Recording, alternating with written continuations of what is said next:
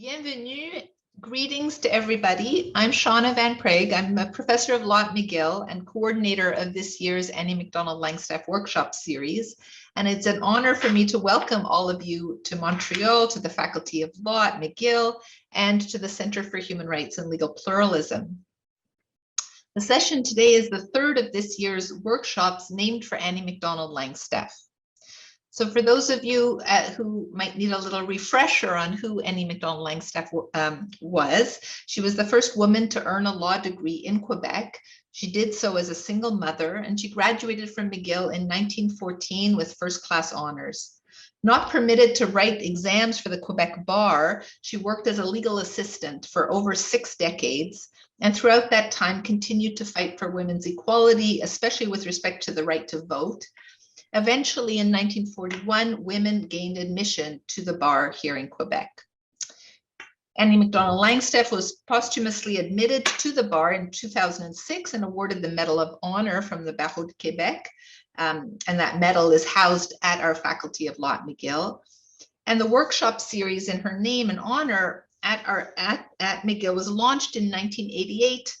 And indeed, our guest speaker today was one of the very first to deliver a workshop in that series back in October of 1989. So as was the case last year, McGill Centre for Human Rights and Legal Pluralism is the generous co-sponsor of the workshop series. I am absolutely delighted about this collaboration, and I'm very grateful to the Centre's directors, Nandini Ramanujam and Frédéric Maigret, who are here with us today. And in particular, I want to signal thanks to Sharon Webb at the Centre and to Elise Mallette, a fourth-year law student assistant, both of whom have provided remarkable support. And Sharon is generously and ably hosting this Zoom session. The invitations to all of our guests, both last year and this, are grounded in connections between our guest speakers and the Centre. And this brings me to the unique format of the workshops, organized this year around the general theme of mothers-in-law, intergenerational dialogues on women and human rights. They take the form of conversations with women doctoral students at McGill's Faculty of Law who come from around the world. For today's conversation, we are fortunate to have Ruey-Yun and Vanessa MacDonnell as our 2 doctoral candidates who will talk with our guest. Okay. It is, of course, intentional on my part not to have mentioned the name of our guest speaker, a jurist, scholar, and teacher who knows the Center for Human Rights and Legal Pluralism very well.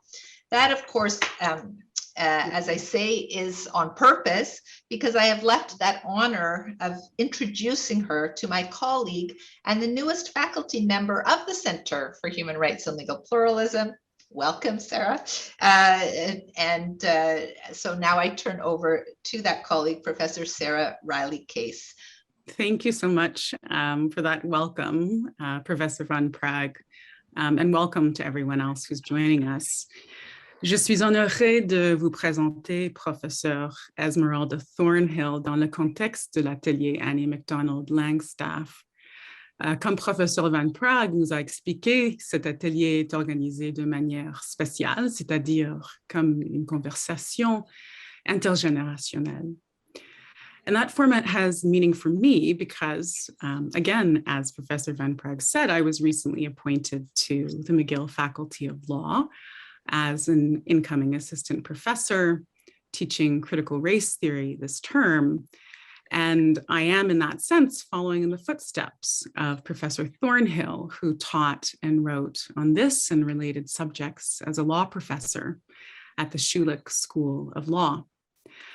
I therefore accepted the invitation to introduce Professor Thornhill to you with great joy, because she's a person whom I look to for guidance, even if we do not know one another yet.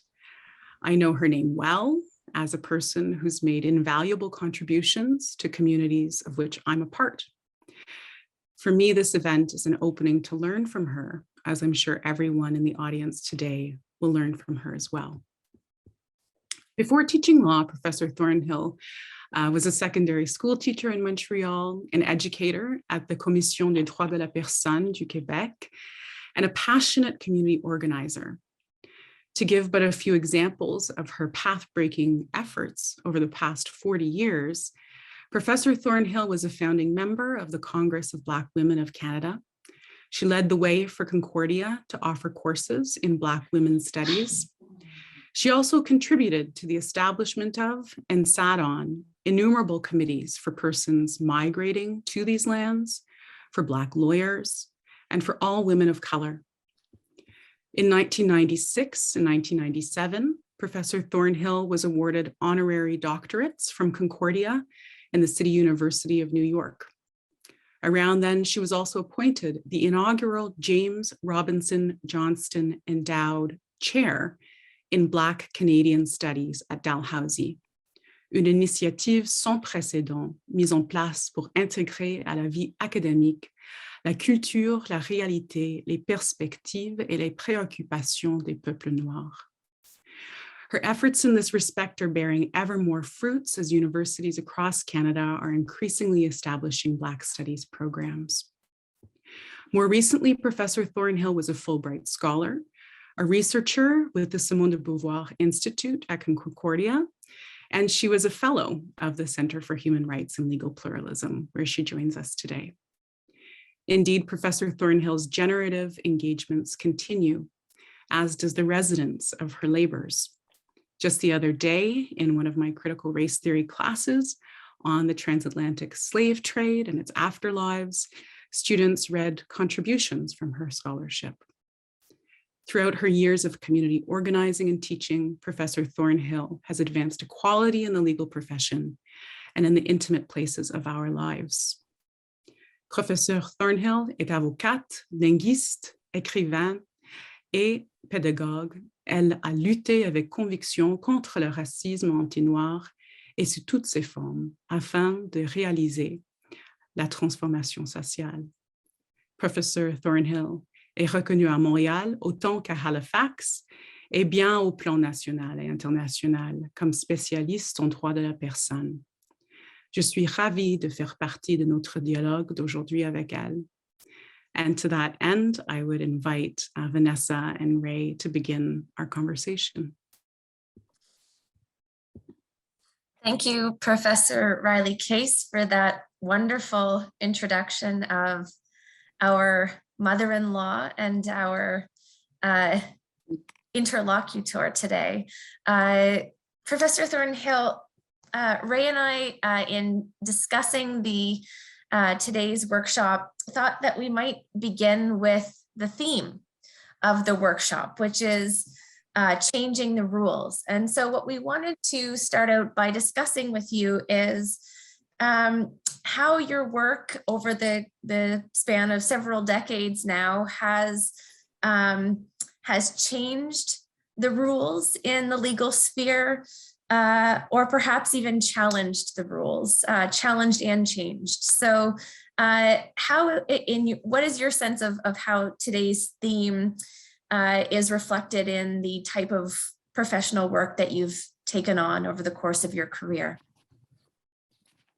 Thank you for the question. Good afternoon, everyone. Those on screen that we can see and those that we can't see is fine too. I thank you for that question for the simple reason that it allows me to address context and set the context for my own work scholarship, as well as teaching my own pedagogical priorities. It also allows me, hopefully, to examine some perhaps uninterrogated mindsets that we might have. Now, let me start with language.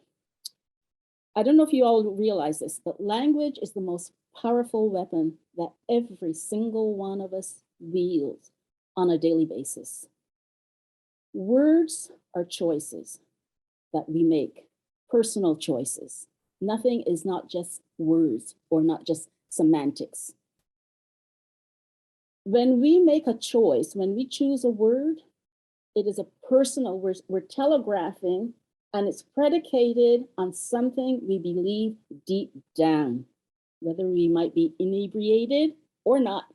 I had an aunt that used to say, she'd say, when I was a teenager, you know, Esme, what What a sober mind conceals, a drunken mind reveals. And that has always stayed with me. Why? Because when our inhibitions are relaxed, let me put it that way, what happens is that the truth comes out. Back to my point. With words, we can ennoble or we can uplift people. With words, we can demean them or we can crush them. They're all choices. Words are options that we exercise. You'll see me from time to time looking back at notes because I have so much to say. When I go off on tangents, I already went off on one anyhow. These are the choices that we make are personal choices based on our location, our perspective, and our experience. That said, I spontaneously questioned the title when Professor Van Praagh proposed it to me. My thing is changing the rules. Why did I question it? Than the language. I questioned it because from my Black woman's perspective and my Black woman's location, that is not my reality.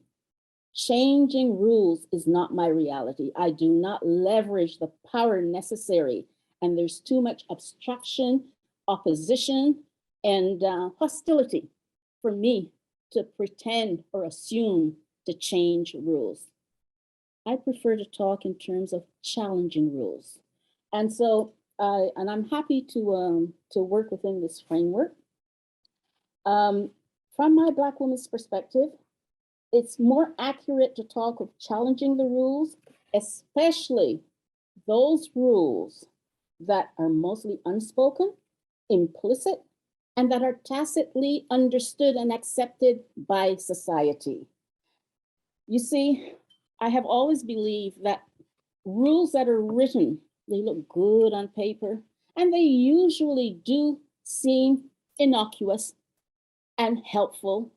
And we accept them as working for everybody because the corporation or the organization or the academy or the faculty or whatever has rules. However, my point is this: those written rules are complemented, necessarily so, inevitably so, by unspoken, tacitly understood rules that color and texture and determine how the written rule will be read, interpreted, and applied.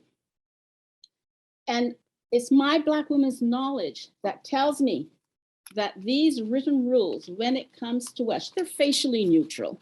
But I have found throughout my lifetime that when it comes to people looking like me, these unspoken tacit rules dictate that very often the written rules, their reading, their interpretation, their application need not necessarily apply to some people, to people who look like me and other people of color.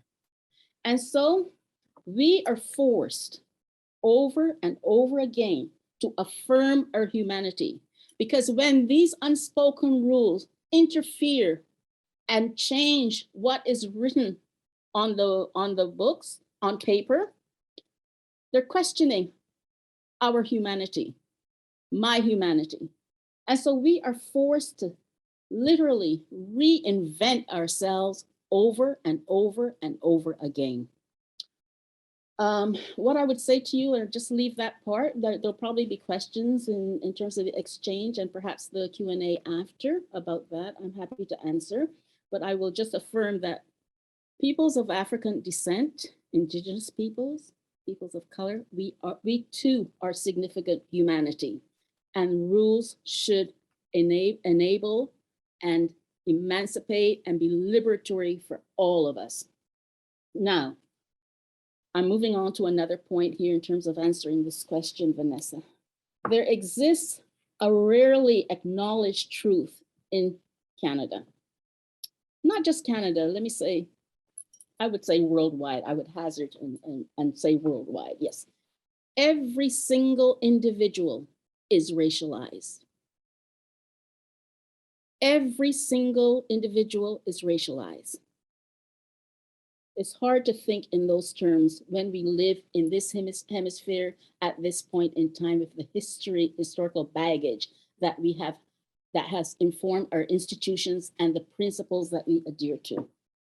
The glaring difference, however, is that out of the gate, because of our history, some of us are racialized for unquestioned advantage, automatic benefit, and privilege, while others, people like me, Black people, are racialized for disadvantage, deprivation, use, misuse, and abuse. And once we understand that, we should reach a comfort level where we can speak about racism. Because given this context, our current context and location in this hemisphere, we live in a society predicated on us versus them, okay? Here in Canada, we've developed a habit of coining new words. We love doing that. And from my vantage point as a Black woman, what I see is that these words consolidate very often that very thing that we profess to want to change. I'll give you some examples. We come up with new appellations, for example, and we invent novel nomenclatures that continue and consolidate the status quo of us versus them. Minorities. The so-called minority is a world majority. Context matters, okay? Visible minorities. Visible, what does that mean? And for example, in the Maritimes, they talk about racially visible. Now, I hope that after you all leave today, that you'll understand that some of these are just inaccurate and they're fallacies, they're they're actually myths that falsify reality. And let me be particular about Quebec, cultural communities, okay? We avoid direct talk and shirk speech about race and racism by creating new, comforting, more palatable terms that gloss over the raw reality of racism, deluding others and ourselves. Neutral, positive sounding terms like diversity. Did you ever question that? It might not be as harsh as talking about racism, but it can mean anything really. Inclusiveness, inclusivity. They can mean anything, everything, or nothing from my Black woman's point of view and my experience. For in the words, and you know, I can't remember, I think it was Alice in Wonderland, anyhow. At one point, Humpty Dumpty says, the word means what I want it to mean. Not just Humpty Dumpty. Dominant groups at the center of scrutiny have the power to not only coin and invent the word and add on to it whatever concept, false or true, but they also have the possibility to make it mean what they want it to mean. And once we understand that, because power is extremely important to understand in the equation of what happens. In more recent time, we've graduated, we've moved up, we've improved to resorting to acronyms. BIPOC, EDI. For people who don't know, Black BIPOC, Black Indigenous People of Color. So you don't need to say that, you just say BIPOC. And one is supposed to understand. EDI, equity, diversity, and inclusion. Actually, I had to look that up because being out of the academy, because I retired in 2016. What is this? What's this EDI? But you know, and now when I attend Zooms or meetings or committees, I'm always, well, what's that acronym? What does that mean? Anyhow, different ones that come up. In short, in my opinion, all of the foregoing uses of language are sanitizing tactics that dilute, deflect, erase, and efface the raw reality of racism. And this in turn facilitates and enables the insidious changing of rules, which I and others are called upon again and again to challenge. And I will leave it there for that, my answer to that question, with the idea that we can always come back. Thank you, Professor Thornhill. Actually, I think that your answer is a perfect segue into a deeper discussion that we were hoping to have with you about racism. Racism and in the legal academy in particular. And so I will turn things over to Ray now. Yes, I was thinking the same with Vanessa. Like, this is such a great opening. I like the way that you frame all these ideas together, that language and that words are choices that we made, that actually based on the context we're in, the experience of the location, of time, of the community, of everything. It's not a vacuum. It's not in a vacuum that we made the choices. And so I think that the way you talk about racism, how it is not being said, reflected to the idea of language or words are choices, that to say something or not to say something is actually a performance of power seen by me.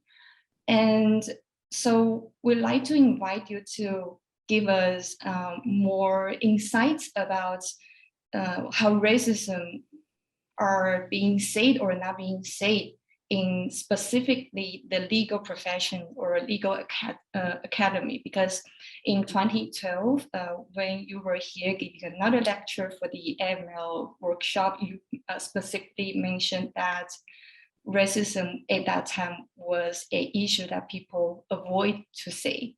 And people use the term diversity to kind of cover these issues, make it sound beautiful.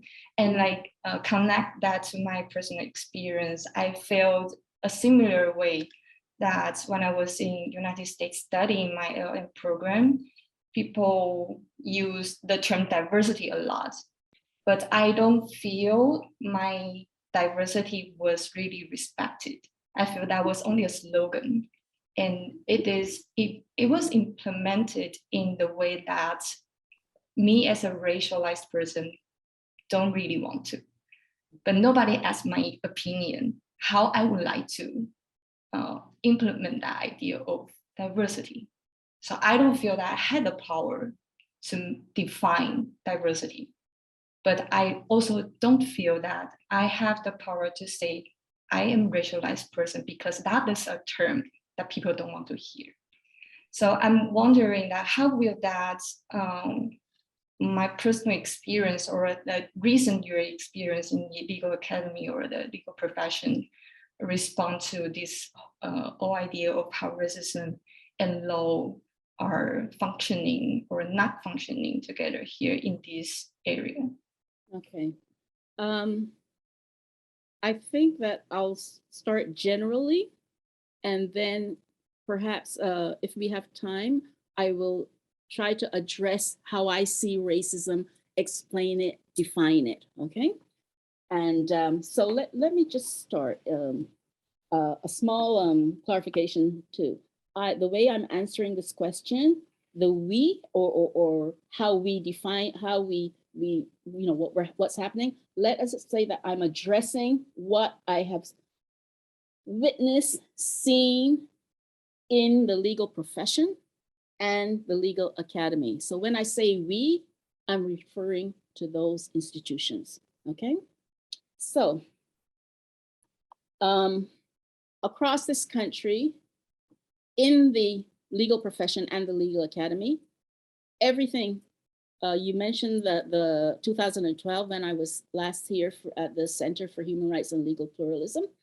So I would say that it's 10 years since. And in the past 10 years, what I would say to you is everything has changed and nothing much has changed, okay? Which is a contradiction in itself, but I think everything has changed, yes, but is it for show or is it for sure? Do you understand what I'm saying? I'll explain, and you can ask me if there are clarifications yet. There's an endemic reluctance to talk seriously and to engage realistically with racism And that reluctance is very much present still today. There's a tendency to diminish, to erase, to sidestep, and to dismiss or skirt the issue via, and I mentioned, the language we use, the acronyms, the facially neutral words like diversity or cultural competence. Let me open a parenthesis. I taught legal ethics and professional responsibility, and I firmly believe that race literacy is an ethical issue. When we teach professionals how to use or wield the law to protect citizens, paying citizens from whom they're going to take a retainer, we owe it to our students for them to understand that it is unethical to take a retainer from somebody looking like me if you understand absolutely nothing about race. It is unethical to go, if you're in criminal law, for example, I just picked that like that, and tell somebody looking like me, a mother looking like me, that, okay, I pleaded your adolescent son guilty so he wouldn't spend the night or the weekend in jail. Instead of the fictitious prior that we are presumed to have, you have given him a real prior. In other words, we cannot set students out there. It's like training doctors and they don't really understand the connection between the digestive system and the endocrine system. They don't understand how all the systems of the body are interconnected. Okay, but we set them out there. The ensuing result of this reluctance and this tendency to skirt and avoid is that confusion reigns, and the goal or focus of eradicating racism is blurred. We don't talk anymore about eradicating. There are these insidious glissements, these slippages that happen that muddle the issues. For example, how often have you heard people talk about race relations and it becomes interchangeable or a synonym for racism, but it sounds more, I don't know, more, it's less uncomfortable to say race relations than racism, right? People talk about challenging racism. They prefer to talk about that. I'm talking about the profession. The challenging racism is preferred instead of confronting and eradicating racism. We're more prone to talk of non-discrimination, but from my Black woman's point of view, we should be talking about anti-discrimination. It's only, and in my experience, only race-conscious people who talk about anti-discrimination. Usually they stop at non-discrimination, okay? Oh, I wasn't part of it. I saw it, but I didn't get involved. No, when something happens, the bystanders, the spectators, that is the determinant factor. Not hiding and saying, well, I didn't do it, or I'm not responsible. Yes, you're part of the problem or you're part of the solution. The material reality of racism is effectively eclipsed by these tactics on our part. And law, I would say to you, is still a big part of the problem. We've gotten better at certain things. Now, bear with me, because if you're looking for me to, not necessarily so, we're not at that stage yet. I would say that we've definitely gotten better at performative acts. We are especially good at doing episodic performative solidarity. We act that out. Just think of the George Floyd and all the demonstrations, etc. We're better at eloquently launching with facility into superficial discourses that end up reducing, trivializing, masking, and rendering invisible the material reality of ongoing oppression and injury of Black folk and First Nations peoples and other peoples, racialized peoples of color.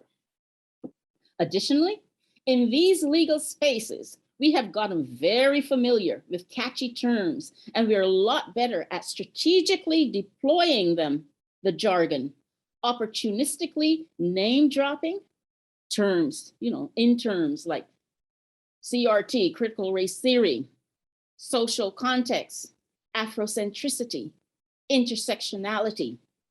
The way I see it is that we've gotten better at cleverly inventing more insidious ways of minimizing, effacing, and obfuscating racism.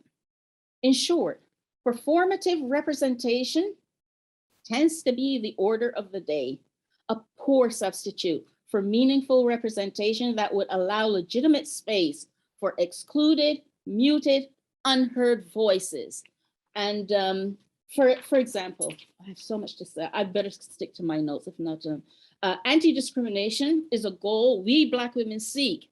We don't seek non-discrimination. We seek anti-discrimination.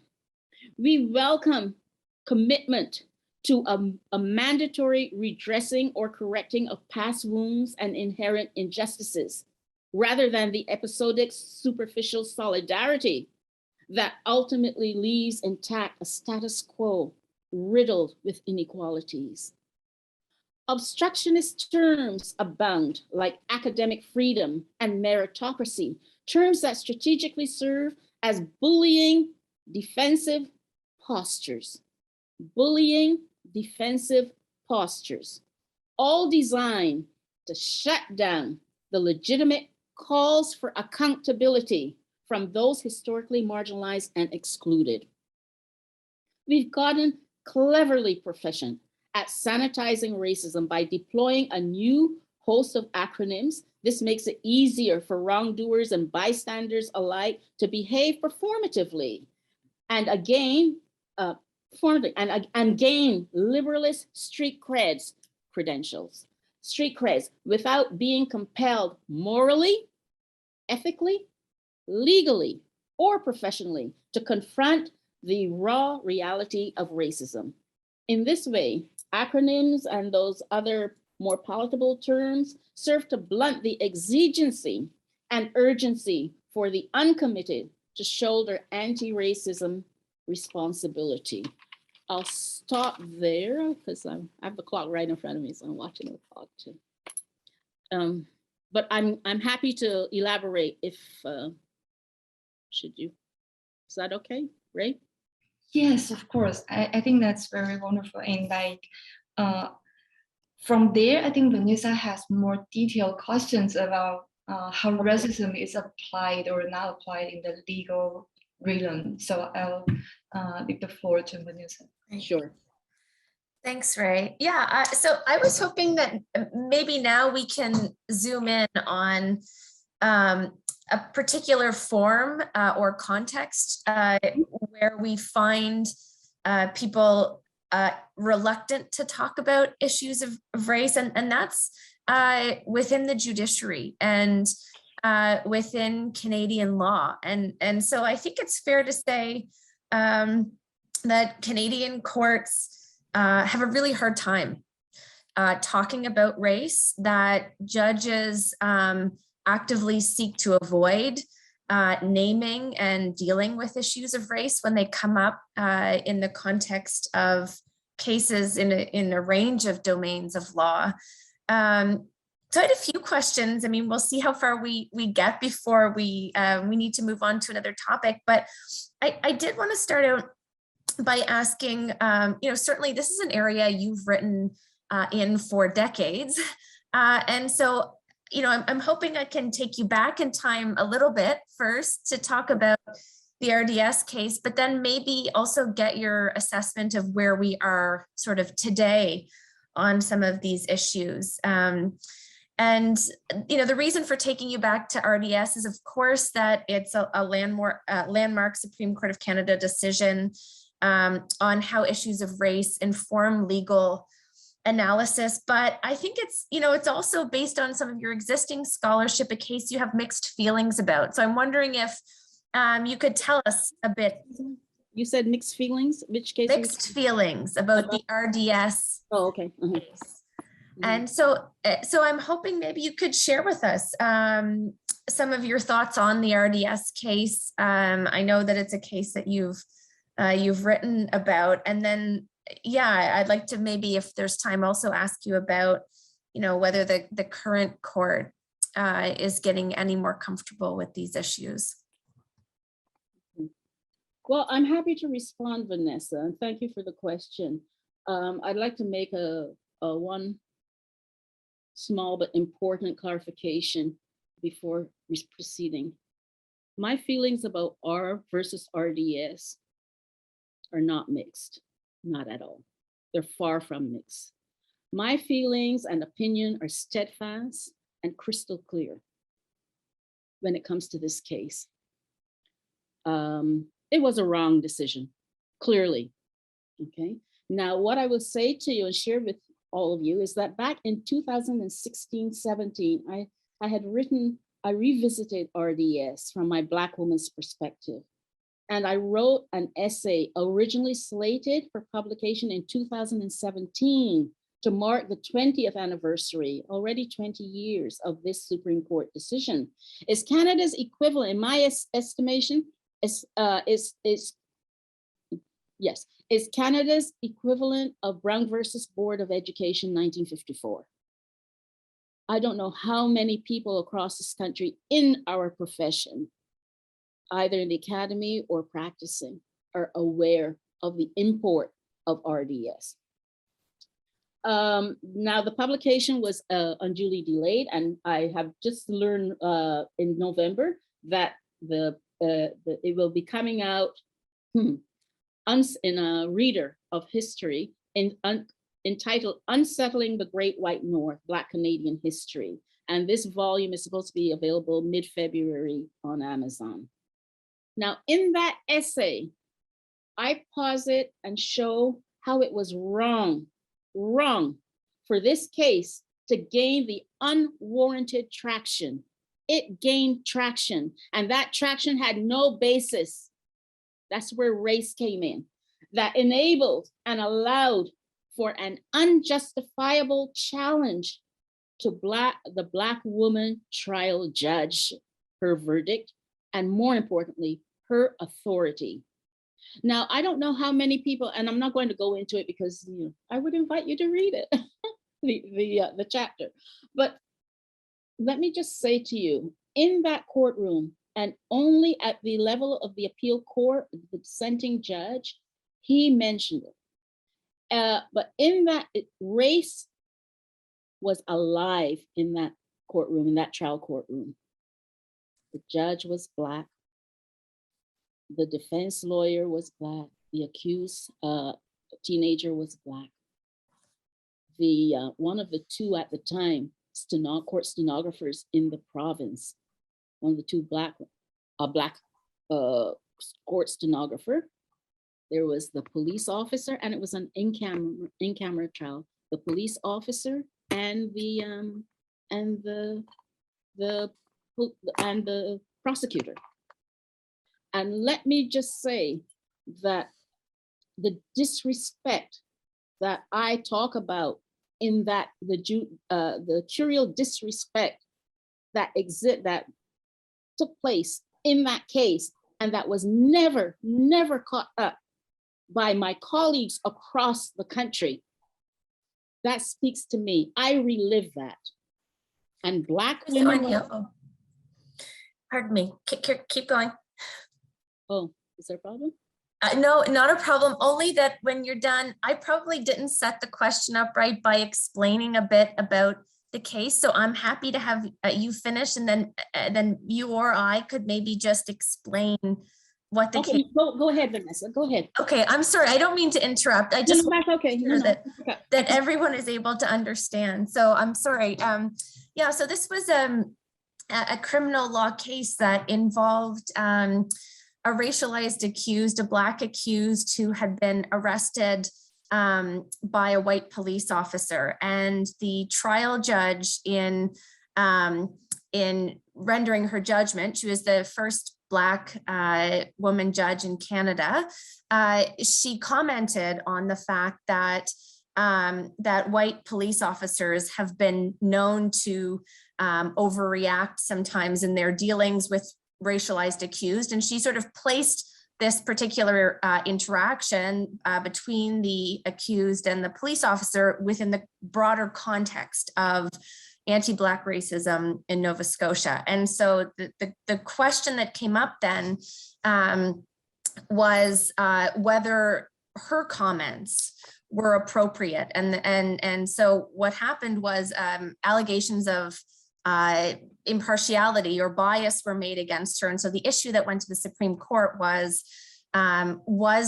did these comments about white police officers being known to sometimes overreact when dealing with Black accused, did that amount to judicial bias? And the court split with the majority of the court saying, ultimately finding that she wasn't biased, but many of them essentially chastising her for making these comments.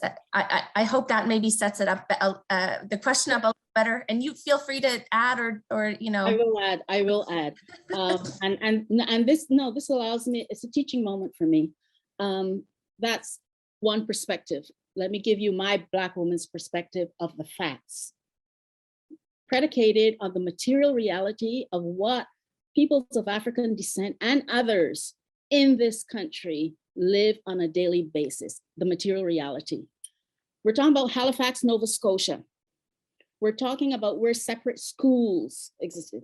We're talking about areas where no Black people live because the patterns of housing still reflect segregation. We're talking about a community, for example, a Black community that was in the 60s, Africville, removed by force, the municipal, and that's still unaddressed. What happened is that this a teenager, African Nova Scotian teenager, coming home from his grandmother's on his bike, was told, lived in the same more or less neighborhood, Black neighborhood, and he was told, oh, the police have your cousin. And curious, he admitted to the court he was being nosy. He rode over to see what was happening. There he saw his cousin being held by the police, and he started yelling out from his bike, what's going on? Do you want me to call your mother? Do you want me to call your mother? What's the number? What's the number? The police officer turned and said to him, shut up. He didn't heed the police officer. What's the number? What's the phone number? Shut up or you'll get arrested. He kept asking, and based on that, he was arrested. Because he was minor, both of them were arrested. Because he was a minor, his cousin, I'm not giving you the backstory, it'll take too long, but because he was a minor and he was charged with obstructing the three amigos in terms of criminal charges: obstructing, interfering is obstructing, anyhow, assault on a police officer, and interference. And it was in camera because in youth court because he was a minor. And I set the scene in terms of the racial, which is not mentioned, but you have to understand that because there are expectations that in this society that colonialism has fostered in terms of entitlement, in terms of privilege, in terms of who gets the law on their side. And what happened is that for any trial judge, any judge, the facts and the credibility, those are the two things. And what happened, the only two witnesses, the police officer, the white police officer, and the adolescent. And she ended up saying, because she delivered her verdict verbally, that she believed the the adolescent over the police officer. He seemed more credible. He was truthful. He admitted to being nosy. He described the time of day, etc. And the police officer, on the other hand, failed to disclose to the court that he had both teenagers in a chokehold. Now, since George Floyd, we know what chokehold means, or we should know, unless we've already forgotten. And based on that, and that was not rebutted by the prosecution or anything. So that stood. And she delivered her judgment. She gave her reasons. Okay, we're in court. You know that in court, it's one of the most formal places that you can be, no chewing gum and all the rest of it, right? And there's a way that you address whoever's sitting on the bench. There's a protocol. There are also penalties in place, like contempt of court, fines, et cetera, when the court is not, the gravitas of the court is not respected. What happened? Judgment already delivered, and the Crown prosecutor, well, why would a police officer lie? That's a no-no. In legal ethics and professional responsibility, nobody approaches, when you don't like a decision, what you do, you go and you appeal. Judgment has verdict has already been delivered. She had a choice. She's not Judge Judy, because Judge Judy would say, this is my playpen, you know, I'm not answering questions here. She answered, and you can tell she answered very carefully. And it's in her answer to this intemperate question that was put by the Crown prosecutor. She says, I'm not saying that police officers lie, although police officers have been known to mislead the court. It's all in context. Context is so important. It was an answer to a question that never should have been. According to the Code de Déontologie, it is unethical to behave that way and to confront any adjudicator or judge or arbitrator sitting. That was not picked up on. Why? Yet what was decided was that, oh, she's biased, and so how do you do? You leverage your access to power. In other words, the police union, the police as an institution, and and you move forward, and that's how it gained what I call unwarranted traction. Okay, but race played a part. And talking about context, and this would probably interest you too, Rick, but we talk about social context and contextualization. I hope, at least partially in that article, how race was not factored in. The neighborhood where the arrest took place, the courtroom itself, race is a factor. Nobody addressed that. Sloppy word. So yes, the courts are not doing what they should be doing. And what I would say, I think I might have, but you did ask me something about this. The judges are not doing it. They're not doing it for many reasons. Number one, because we're not teaching it to those young people who will be future judges. We're not teaching it to those young people who are going to take the cases forward and give the appropriate lexicon and call things by what they should be called. And so that the judges will be instructed, if they're not instructed by their social context education sessions that, are optional. Yeah, I think that we probably spent enough time on that, or do you want to go more? I think, yes. I mean, that's great. I'd love to ask you more, but I think it's Ray's turn, and I thank you for infusing my description with a lot more context and a lot of facts that did not find their way into the judicial decision and not finding their way in. No doubt frame the way that the case proceeded. Mm-hmm. And that's why this is the same thing. I'm being the camera trained on George Floyd. I'm the camera trained in retrospect on that incident. That's why we need representation at all levels. Ray, is it Ray? Yes. So I think I will follow the idea of context from our dialogue and shift that into another topic, since we don't have so much time. So I'm gonna dance all the questions about women's rights, colors, women of colors rights issues all together and ask on one question. If you can elaborate whichever the aspect that you find the most important or most significant of these set of questions, that would be great for us. So following the idea of context, First of all, I think we'll be very grateful if you can talk about how women under different contexts can really build a sustainable relationship as a universal sisterhood. Because if we are all under different contexts, how do we communicate the commonness and the difference between our very personal experience, as we have talked about the idea of intersectionality,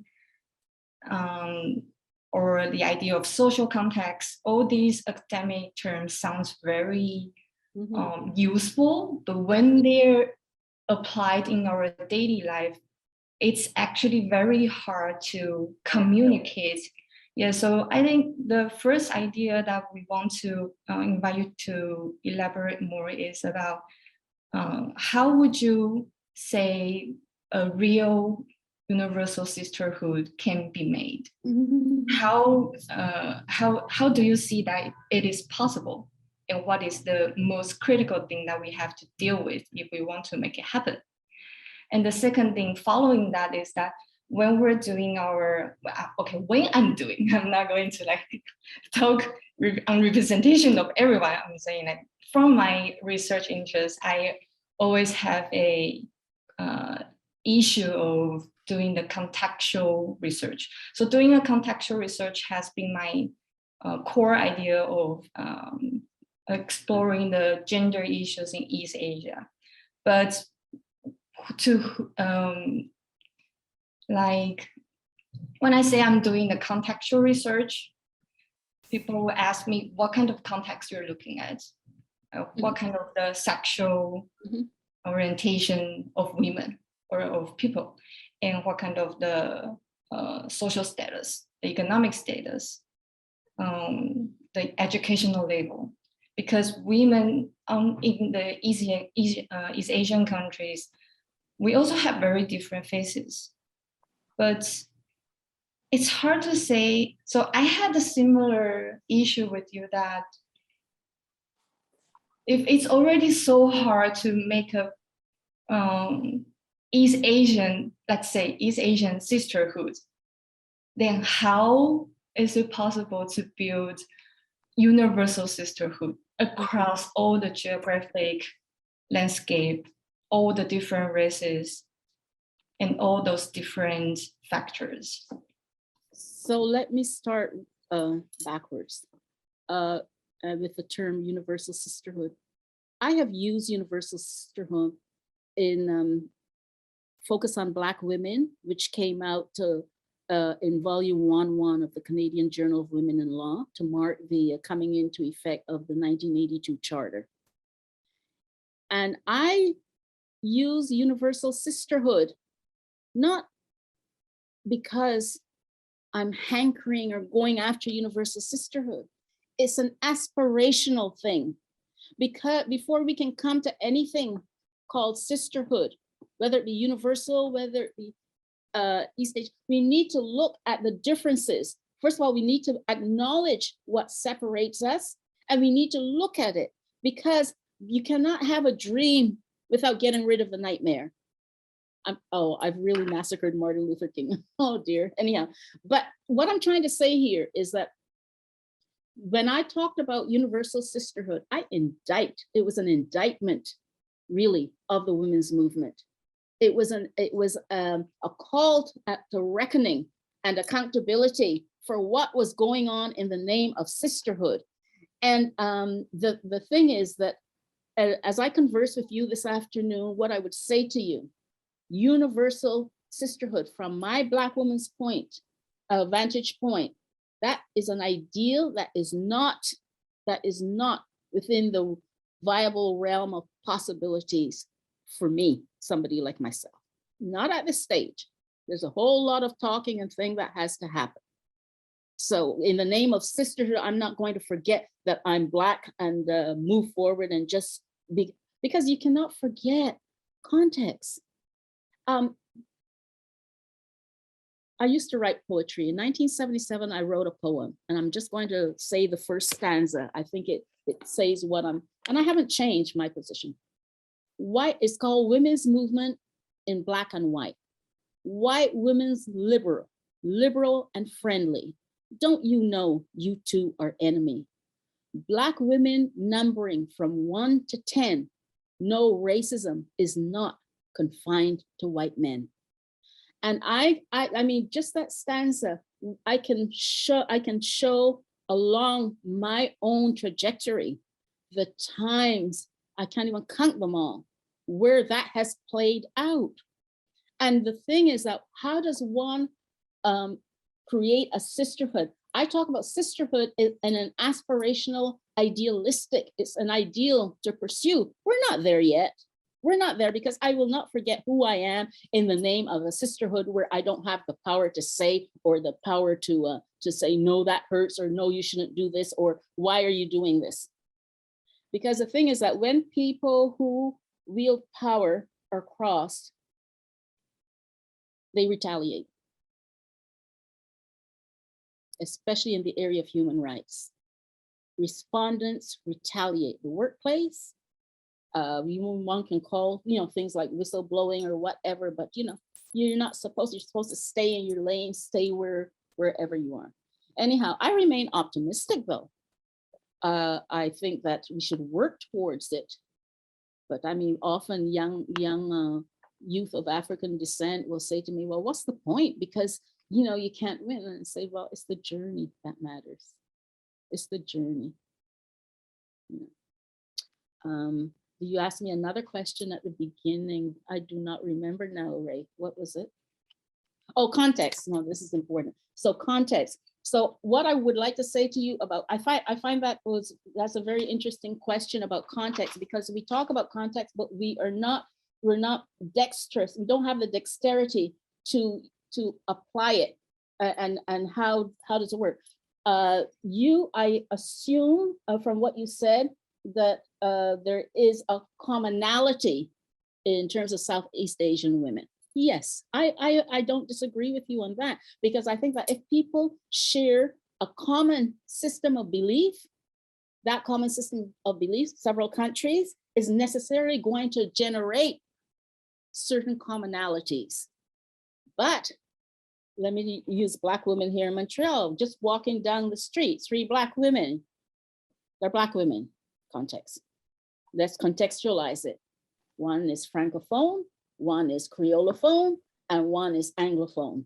Already there are distinctions. And it keeps going on and on like that. Which part of the world, what's the immigration status, or, that is context. And I hear what there's a challenge. There's always a challenge in terms of context, because the variables, the spectrum can go on ad infinitum. Where do you stop it? How do you, and that tension is what comes with the territory. We should always be I would say that the most important thing is to remain alert and mindful that all these variables, when I speak generalizing about Black women, in the back of my mind, it's always that not every Black woman sees from my location. And you have to be mindful of that. We have to be mindful of that. Perhaps you can come back to it afterwards for more clarification. I don't know.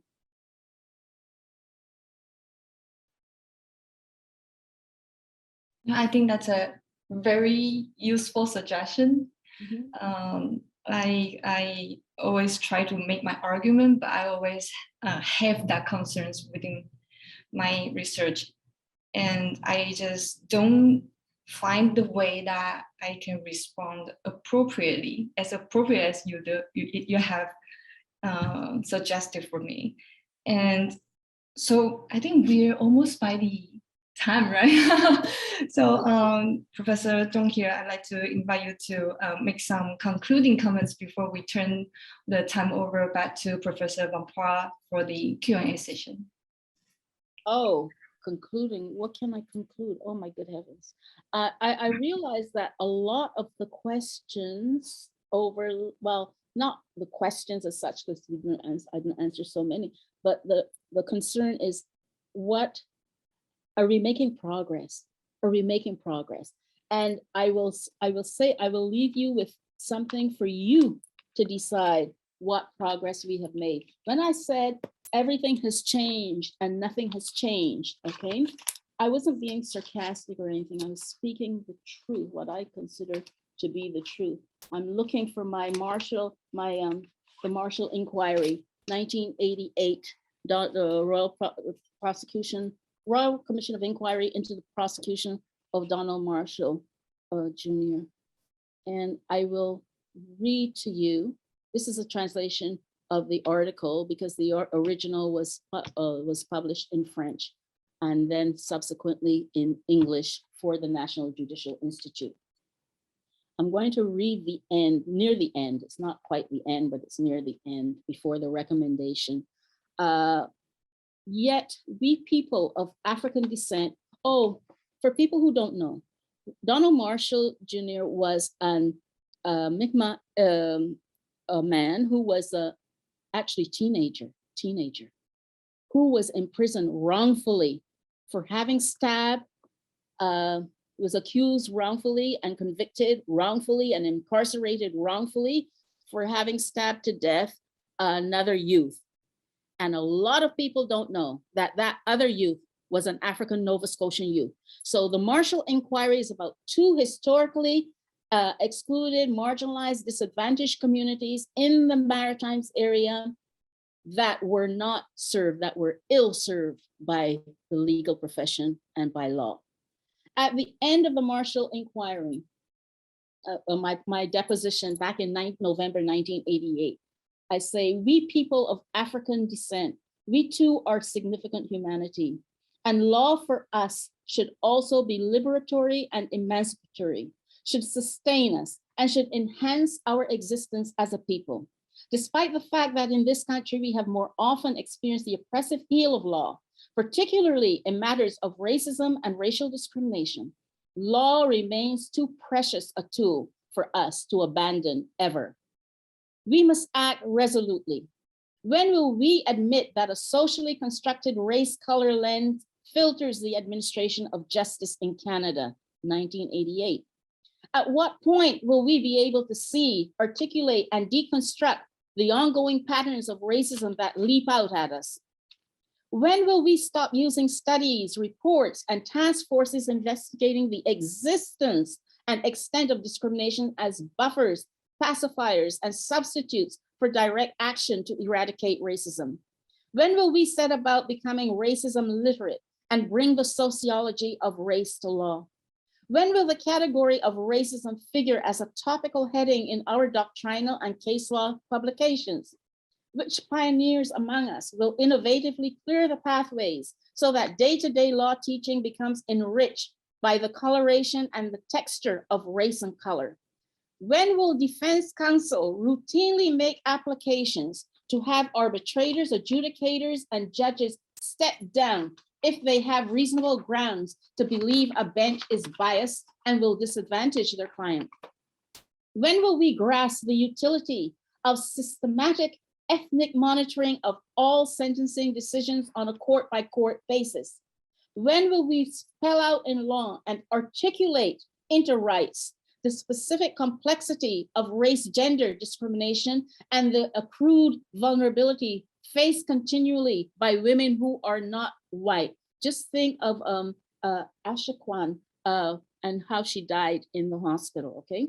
At what point will the notions of legal presumption and burden of proof begin to reflect the reality of racism? Who among us will begin to tease out the new presumptions in law that racism cases should automatically trigger? How will we act? How will we set about exploiting and maximizing the value of standing, interest, intervener status, expert witness, and the credibility and organizational experience of self-help groups when it comes to matters of racism? In short, when will our Canadian courts take judicial notice of the material reality of racism, which itself is already of rampant public notoriety? We must act resolutely. And that's how I closed it. Following was a recommendation for an amendment to the criminal code for it to be amended so that it recognized race when race is involved as a factor mitigating or aggravating depending on the context and the situation. Thank you. I'll stop there.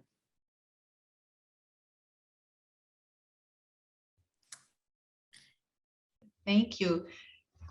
I'm sure I speak on behalf of everybody gathered here that to thank all of you for this rich and challenging and compelling conversation and the invitation that you left us with, Professor Thornhill, that confronts us really to act resolutely.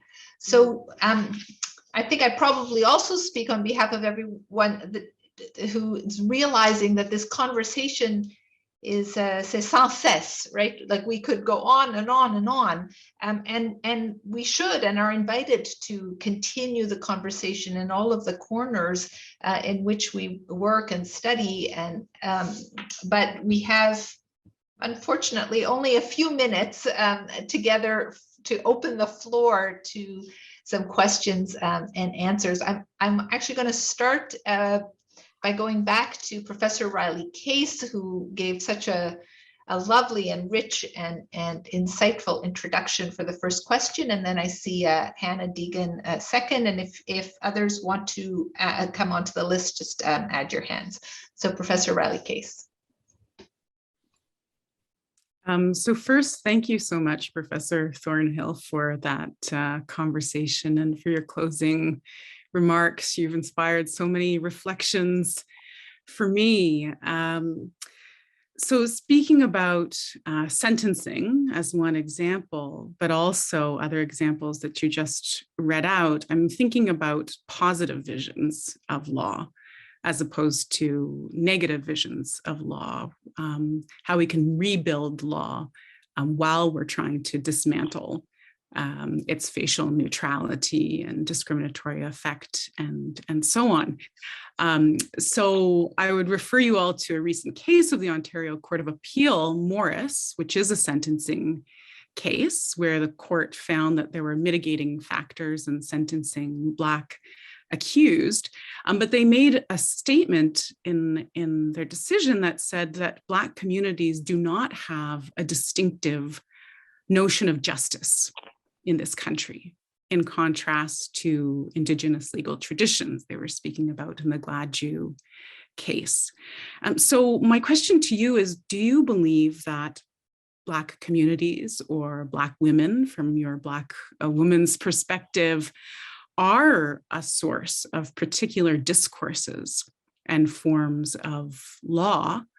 And if so, what is your positive vision for a legal future? So you spoke somewhat about anti-discrimination as opposed to non-discrimination. You also spoke about redress for past and ongoing wounds. And I wonder if you might elaborate for us this positive vision of law from your experience. I don't know if this answer will be satisfactory, but it's the one that I will give you. I think that my positive vision of law is that it's too valuable a tool for Black people or anybody, white, purple, whatever, to ever abandon. The thing is that law was put in place to maintain a certain structure. And until we, coming from my vantage point, until we address that, how it was put in place to maintain and contain Black people enslaved by force and forced to work hard labor, really unpaid, until we acknowledge that and the legacy that it generated, I can't talk to you about anything more positive about law. That would go back to what I was saying in terms of the euphemisms, the terms, the acronyms. Yes, it sounds as if I'm moving something. I'm not moving the needle forward to do that. Before law can, listen, in 2012, my public lecture was race literacy. It is unconscionable that nothing has changed since I was in grade 11, for example, learning history. And grade 11 history, I learned about the unification of Italy the reunification of Italy. I learned about the French Revolution. I learned everything that there was to learn about Europe, ancient Greece, etc. But by omission, Africa, Asia, Boxer Rebellion, and what was the other one? And Pearl Harbor. Those were the two things. Everything else was, just Europe. And basically what we're saying is the rest of the world, they don't count. And that's the us, them thing. And so your question, maybe I'm misunderstanding, but the way that I see it, my priority is not to look at law more positively than I do, even though I'm under the heel of law, so to speak, as a Black woman, is to look at law still as that is going to be my shield. It should be my shield. And if it's not, say so. A modified charter, section 10 of the Quebec Charter, modify them and put them out, and then we know what we're up against. So I can't be more positive than saying law is there, that I'm positive about it, but it's flawed. And it's flawed because the people who are applying, reading, etc. the law. For example, take something like constitutional law. Constitutional law. Do we ever teach constitutional law looking at how race factored into it? Why is it that all those cases dealing with race in the 1800s and why all those towards the beginning of the 20th century, why are those cases all couched and framed in terms of trenching on the provincial jurisdiction, overreaching at federal, and it's all about jurisdiction? Because that, like all the terms that I mentioned before, that was a tactic to not talk about race. It's time for us to, take the blindfolds off and teach things as they should be. That is why, for example, and I hope to come to that when I give the advice. Oh, I needed to give the advice to the students. Oh dear. I'm disappointed. Time. No worries. We will leave time for that. Don't worry. Okay. Okay, so Hannah, I had already said your name, so go ahead with your question, and then we'll go back to Professor Thornhill to because I know she did plan to give some advice and counsel, which I'm sure people would be delighted to hear. So Hannah, go ahead.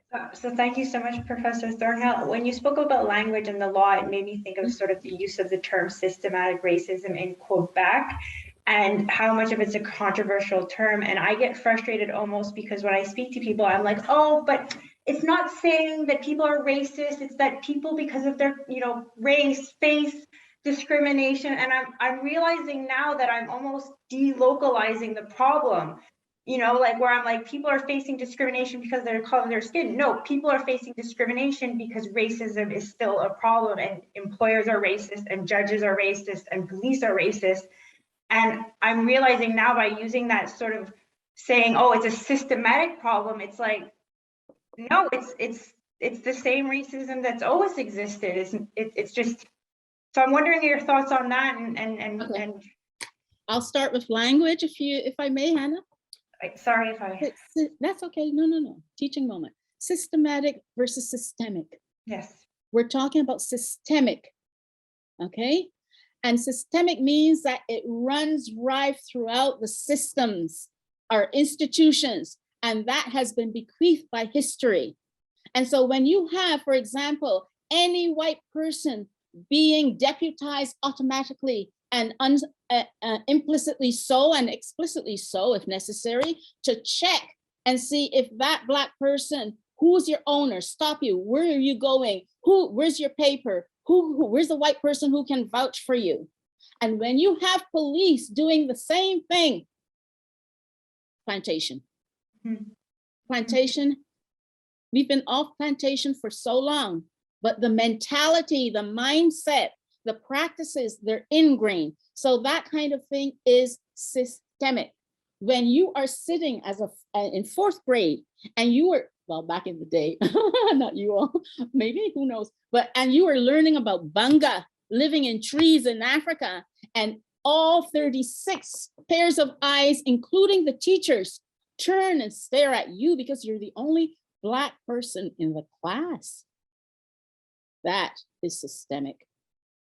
That is systemic because then when you have the late, the architect of Bill 101, Laurent, what was his? Lorrain, Camille Lorrain, c'est ça? Yeah, Camille Lorrain, well, yeah. When you have Congress of Black Women, Colored Women's Club, women going and meeting with the minister, the only time that they gave us Friday 4:30 to challenge racism in textbooks. This was in the 1980s. That shows how it's systemic. It's in the system. And what happens is that it becomes routine. It becomes systematic. People do it. And for people like our premier, people like teachers, professors who want to minimize it, it's because they were not taught. But because they were not taught, their ignorance is no excuse to not hold them accountable. And when the premier is going to say systemic, there's no systemic racism, why do you have a minister responsible? Why do you strike a task force? What for? Why? So you said something else that I missed. You said something else, Hannah, about the local. Anyhow, I think that it is. We don't know how to counter these sloganeering bullying tactics. I call them bullying tactics. And it's too bad that there was a question about affirmative action, but it's too bad because I would have elaborated there too, but time is not on our side. Thank you so much. You're welcome. I hope that helped. So watching time, and I know as you said that you wanted to leave some time for words of advice to students, of whom, and there are many students, including I'm sure students who had questions, but let me turn to you to do that, Professor Thornhill, and then we will turn to Vanessa to give a formal thank you. Okay, so I was asked if I would share some advice. And the advice I'm going to share is gleaned from my own journey, and I'm going to share it with all the students, with particular emphasis on Black, Indigenous, and other students of color. But I guarantee you that there are students other than those for whom this will resonate, okay? Now, I can't, offering this advice, I cannot guarantee or ensure that it is going to make you survive and thrive. But at least I want to make you aware of what you are up against. And it's not you, it's the system, it's what we have inherited. To you, Black, Indigenous, and Asian students, know who you are and what you stand for. Know what values you are willing to go to the wall for. Know that law should be liberatory and emancipatory for everyone. Know that you are in your rightful place in that law class, each and every one of you.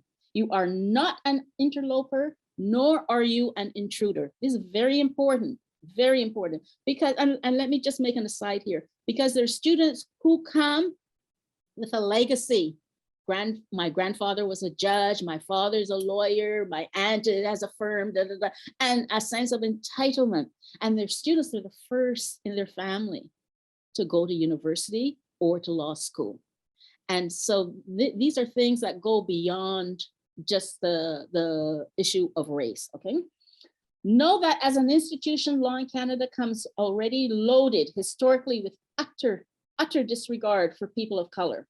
Know that law historically has served as the instrument par excellence to enforce racism, and law has acted as a chief acolyte in the service of white supremacy, white entitlement, white comfort level. Know that you need to take care of yourself. Cross-fertilization is important. Know that emotional and ideological support will not necessarily abound and be available or accessible in the legal profession or legal academy, or even perhaps in your area of studies or specialization. You need to be realistic, flexible, and open to looking elsewhere. Also, seek support outside the legal or academic space. Know that you, especially in these times of COVID, know that you will be assailed by unrelenting attempts to question or quash your agency, autonomy, and authority at every turn, again and again. Know that at the end of the day, the important thing is not what you are called, but what you answer to, what you stand for. Know that you may find yourself alone because you frequently feel compelled to go against the flow or against the tide. Know that there will be a price to pay for going against the tide and standing up amidst a system that still oppresses us. Know that you must develop for yourself an unassailable and majestic sense of values that will sustain you. And lastly, remember who you are, where you are in the history of all of this. Thank you very much. It's been a pleasure.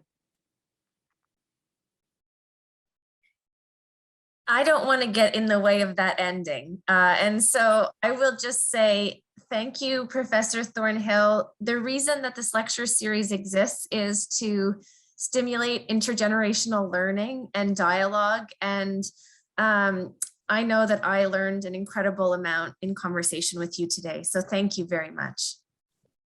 You're welcome. Thank you. It was a pleasure. I think everyone is clapping, and thank you so much. And thank you to everyone for coming to this workshop. Our next workshop will be on a Friday, March 18th, with Jane Glenn, the first professor of law at McGill. But this was truly inspiring and a very special hour and a half with you, Professor Thornhill. So thank you on behalf of everyone. Thank you. Thank you. It's my pleasure.